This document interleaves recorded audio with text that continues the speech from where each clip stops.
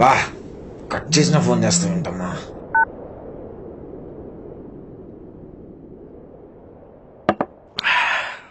రే 2 అయిందిరా. బాబాయ్ కూడా వెళ్ళిపోయి ఉంటారు. నేను ఇంక లాగిస్తా. ఇంకో పెగ్గేసి వెళ్ళొచ్చు కదరా. రే పడుకోరా. రేపు పొద్దున్న రెడీ అయి వస్తాను. నీ బర్త్డే సెలబ్రేషన్ సర్దిరిపోవాలి. కుమ్మేద్దాం. రాత్రి 2 అయింది. బర్త్డే వచ్చి 2 గంటలు అవుతుంది. 2 ఫోన్ కాల్స్ కూడా రాలా. నాకెందుకురా బర్త్డే సెలబ్రేషన్స్. అరే 12ంటికి మీ అమ్మ ఫోన్ చేసింది. నువ్వెత్తావా? ముందు చేసినోళ్ళ గురించి ఆనందపడరా, చేయనోళ్ళ గురించి బాధపడటం ఆపి. మందాగున్నాను కాబట్టి ఎత్తలేదురా. ఆపరా సోది. రే మర్చిపోయా, నేను ఒక కథ రాసుకున్నాను. నిన్ను అనుకుని రాసుకున్నా. ఓపెన్ రే చేస్తే రేపు పొద్దున మాట్లాడదాం. రేపు 2 మినిట్స్ లైన్ మాత్రం చెప్తా. లైన్ వదలరా. ఒక 25 years వాడి దగ్గరికి వాడి 35 years ఓల్డ్ వర్షన్ వచ్చి వాళ్ళిద్దరి మధ్యన జరిగిన కాన్వర్జేషన్ నుంచి పుట్టిన కామెడీయే మన కథ. టైటిల్ ఏంటో తెలుసా? ది అతిథి. సూపర్ రా. చేస్తే అదిరిపోద్ది. రేపు పొద్దున వింటాను డెఫినెట్ గా. ఇప్పుడు మాత్రం పడుకొని రేపు తొందరగా లేకు. నేను వస్తాను. Bye bye bye. కలుద్దాం రేపు. సరిగ్గా తాను కూడా తాగరు, సరిగ్గా వినరు.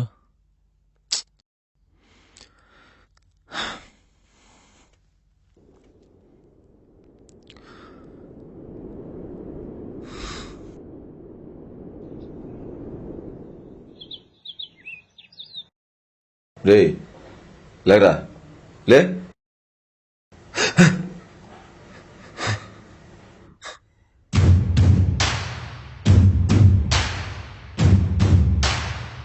ఎవరన్నా నువ్వు? చూస్తే అర్థం కావట్లేదా? ట్విన్సా? అంటే నువ్వు నాకు అన్నావా?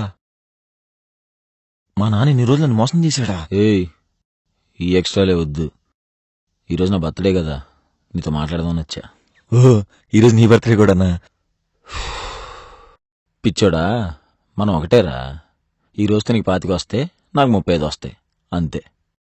నీతో మాట్లాడటం కోసమే 2027 నుంచి వచ్చా. హ్యాపీ బర్త్డే అన్నా. Same to యూరా.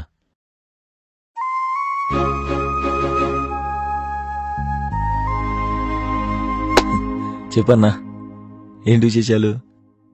ఎందుకు వచ్చావు? పెళ్ళైందా? నేను నీతో 5 నిమిషాలు మాట్లాడటానికి వచ్చా. ఈ 5 నిమిషాలు నేను మాత్రమే మాట్లాడతా. నువ్వు అడిగిన దానికి చెప్పే ఉద్దేశం అయితే నాకు లేదు. ఓకే అన్నా. అన్నా ఏంట్రా? సరేలే, మన రిలేషన్ ఇంకా పేరు లేదు కానీ కొంచెం అన్నానే ఫిక్స్ అయిపో. ఓకే అన్నా. ఏంట్రా 25 ఏళ్ళు వచ్చేసినాయి, ఏం చేస్తున్నావు? ఏముందన్నా, నెక్స్ట్ బర్త్డేకి నా బర్త్డేని సెలబ్రేట్ చేసుకోకూడదు. మన ఫ్యాన్స్ సెలబ్రేట్ చేసుకోవాలి. ఫ్రెండ్స్కి రిచ్గా పార్టీ అవ్వాలి. ఇండస్ట్రీకి ఒక దమ్మున్న డైరెక్టర్ వచ్చాడని తెలియాలి. ఇదే మాట ఇన్నేళ్ళ నుంచి చెప్తున్నావు? 2 years నుంచి అనుకుంటున్నాను. ఇది 3rd year. సరే, పెళ్ళి ఎప్పుడు చేసుకుందాం అనుకుంటున్నావు? నీకు తెలియదన్నా, సుల్లాపు మ్యాటర్ చెప్పు. మన సిరి ఉంది కదన్నా, తన పాప నా కోసం వెయిట్ చేస్తుంది. వాళ్ళ ఇంట్లో ఎలాగోలా మాట్లాడేసి ఒప్పించేసి నా పెళ్లి గ్రాండ్గా చేసుకోవాలి. మొత్తం మీడియా అంతా నా పెళ్లి కవర్ చేయాలి. మెగాస్టార్ నా పెళ్లికి రావాలి. బానే ఉన్నారని కళ్ళు. అదన్నా, అది నా డ్రీము. ఓ 10 హిట్ సినిమాలు, 2 పిల్లలు, నేను, సిరి, చాలు. ఈ ఘాటేంటో తెలుసా? అయ్యా ఏమైంది? సిరి నన్ను మోసం చేసి వెళ్ళిపోయిన తర్వాత నేను చేసుకున్న సూసైడ్ అటెంప్ట్. సిరి నన్ను మోసం చేసిందా? ఇంకో 2 నెలల్లో తన పెళ్లి కూడా. పిండేశావన్నా. అది కాదురా. ఏంటి ఇంట్లో ఫోన్ ఎత్తట్లేదేంటి? ఆగన్నా, సిరి వదిలేసి వెళ్ళిపోవటం ఏంటి? సంబంధం లేకుండా ఫోన్ లిఫ్ట్ల గురించి మాట్లాడుతావు అంటే నీకు ఇంట్లో వాళ్ళకంటే ఆ పిచ్చ అమ్మాయి ఎక్కువైపోయిందా? ఊరుగా అన్నా, నేనేమన్నా సినిమాల్లో చూపించినట్టు పాడైపోయి పని లేకుండా బెవర్స్కి తిరిగి వాళ్ళ కనబడుతున్నానేంటి? ఏదో అప్పుడప్పుడు పనిలో ఉండి ఫోన్లు ఎత్తకపోయి ఉండొచ్చు. నాకు డ్రీమ్స్ ఉంటాయన్నా. బాగా సంపాదించాలి, ఒక మంచి ఇల్లు కట్టాలి. అమ్మలు పాస్పోర్ట్ కూడా లేదన్నా. వాళ్ళకి తెలియకుండా సర్ప్రైజ్గా వాళ్ళని ఫారెన్ ట్రిప్ తీసుకెళ్ళాలి. ఇన్ని ఆలోచిస్తా అంటే నువ్వేమన్నా నేరస్థం చేస్తున్నావు. అయితే ఫోన్ లిఫ్ట్ చేయవా? నువ్వు ఊరుగా అన్నా. ఇప్పుడేంటి ఫోన్ ఎత్తైనా ప్రేమ ఉన్నట్ట? అమ్మమ్మ నాకు ప్రేమ లేదా? రోజు ఎత్తి మాట్లాడుతున్న ప్రేమ ఉన్నట్ట?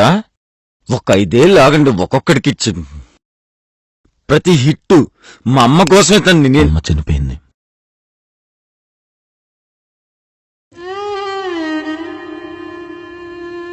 అమ్మ చనిపోయి 7 ఏళ్ళయింది. నువ్వు అనుకున్నవేమీ జరగవు.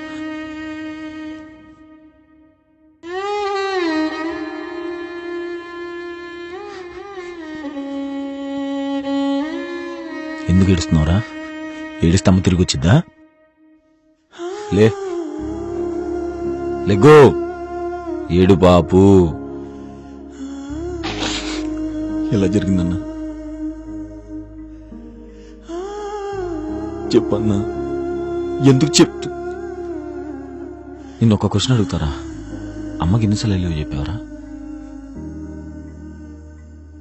2 సార్లు చెప్పుంటానన్నా. కానీ నిజంగా అంటానంటే నాకు ఏ సిచ్యువేషన్లో చెప్పావు? ఒకసారి తన బాధలో ఉన్నప్పుడు, ఇంకోసారి తను అలిగినప్పుడు. అంతే అన్నా. నేను ఎన్నిసార్లు చెప్పాను తెలుసా? 3 సార్లు. 2 సార్లు నువ్వు చెప్పిందే. 3ఓసారి గట్టిగా హక్ చేసుకుని ఐ లవ్ యూ అమ్మా. అప్పటికి ఎరా, కోపం వస్తే అరిచేస్తావు, చిరాకు వస్తే విసుక్కుంటావు. నువ్వెన్ని మాటలన్నా సరే పడుతుంది లేన బలుపు. నీ ఫీలింగ్స్ అంతా షేర్ చేసుకుంటే బాగుండని ఎదురు చూస్తున్నా నాన్నతో కొంచెం మాట్లాడటానికి నిర్లక్ష్యం. ఎరా, అడగందే అమ్మాయిని అన్నం పెట్టదని ఒక దిక్కుమాలిన సామెత క్రియేట్ చేసుకున్నాంగా. మరి తను ప్రేమిస్తున్న విషయం తనకు చెప్పకపోతే అమ్మకి ఎలా తెలుస్తుందిరా? మనల్ని మించిన ప్రపంచం అసలు అమ్మకేముందిరా? నువ్వు ప్రేమిస్తున్నావు అన్న మాట అమ్మ వింటే ఎంత హ్యాపీగా ఫీల్ అవుతుందిరా. నిజమే అన్న. అరే, జస్ట్ ఇమాజిన్, కొన్ని రోజుల తర్వాత నువ్వు ఇంటికి వెళ్తావు. అక్కడ అమ్మ ఉండదు. ఎవరో పని వచ్చి తను చేసుకునే పనులు చేసి వెళ్ళిపోతుంది. నేను చూసి నవ్విద్దా? నీకేం కావాలో అడిగి చేసి పెడుతుందా?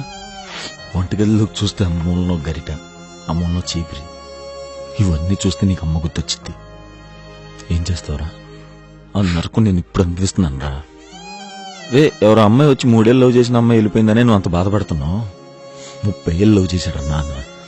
అమ్మ చనిపోయిన తర్వాత ఎంత అల్లాడిపోయాడని నేను చూశాను. 5 years అవుతుందిరా నాకు పెళ్ళి.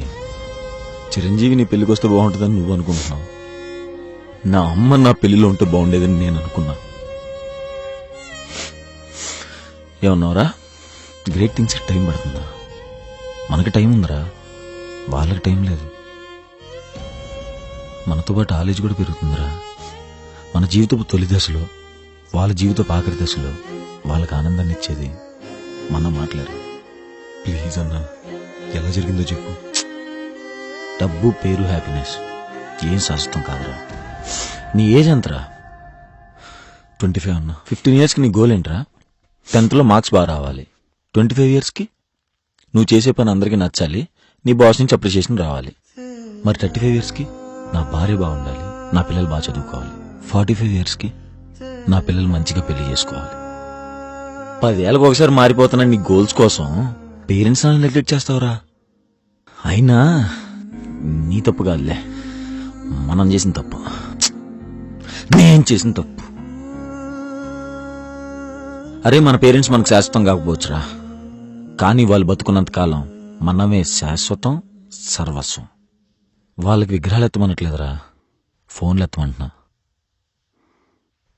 కళ్ళు తుడుచుకో, ఇది చెప్దామనే వచ్చా. Once again happy birthday.